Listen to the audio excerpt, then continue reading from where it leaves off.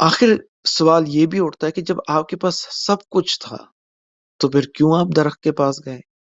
سارا کچھ آپ کے ہاتھ میں تھا، فرشتوں نے سجدہ کر دیا تھا، ایک ایسی بلند عزت و وقار کے مقام پہ تھے، اکرام کے مقام پہ تھے کہ سب آپ کو رسپیکٹ دے رہے تھے، اس کے بعد اور سب کچھ آپ کے پاس فراہم تھا، پھر کیوں آخر ایک اس درخت کی طرف توجہ کی گئی؟ بالکل آخر کس چیز کی لالچ تھی؟ ایسی کیا چیز تھی کہ جو خدا کے فرمان کے خلاف حضرت آدم گئے؟ اب یہ گناہ نہیں ہے، کہا کہ نزدیک نہ ہونا۔ اب یہاں ابلیس نے اپنی گیم کھیلی، اور بڑی چلاک والی گیم کھیلی، کہ اس نے اندر حضرت آدم کے اور حضرت حوا کے ایک لالچ اکسائی، ایک بیج بویا۔ اور یہ ایک دن کا کام نہیں تھا، آہستہ آہستہ انسان کی فطرت کے اندر یہ پایا جاتا ہے کہ وہ چاہنا ایک انسان کی فطرت ہے، لیکن جب سب کچھ کسی کے پاس ہو پھر وہ کیا چاہے گا؟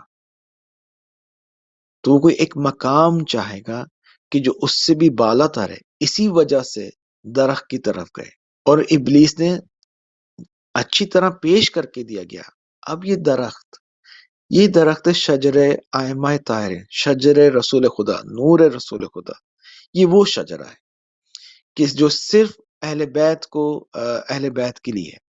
جب حضرت آدم کو لالچ ہوئی اس درخت کی اور وہ اس طرف گئے تو ان کے لباس اتر گئے، ان کے حجابات اتر گئے۔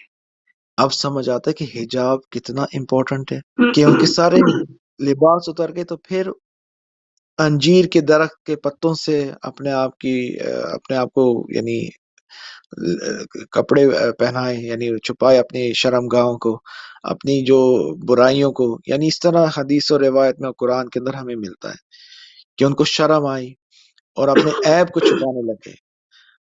اور دوسرا یہ کہ جو انہوں نے نیت کی، ان کی نیت نظر آ گئی کہ نیت خدا کے خلاف تو نہیں کہہ سکتے، لیکن اپنے اوپر انہوں نے ظلم کر دیا، کیونکہ ایک ایسی چیز چاہی کہ جو ان کے لیے نہیں تھا، ان کا مقام نہیں تھا، یعنی اپنی جو کہتے ہیں نا اپنی اوقات میں رہنا۔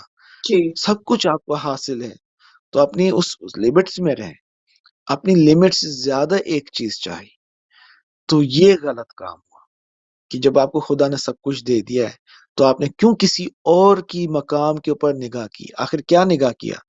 مقام اہل بیت۔ جب دیکھا پنجتن 5 کا مقام، حضرت حوا کو لالچ ہوئی، جیلسی ایک طرح سے آئی، حرص ہوا کہ انویس ہو کہ اے کاش میں بھی اس مقام پہ چلی جاؤں۔ حضرت آدم کو اے کاش میں رسول خدا امیر المومنین کی طرح ہو جاؤں۔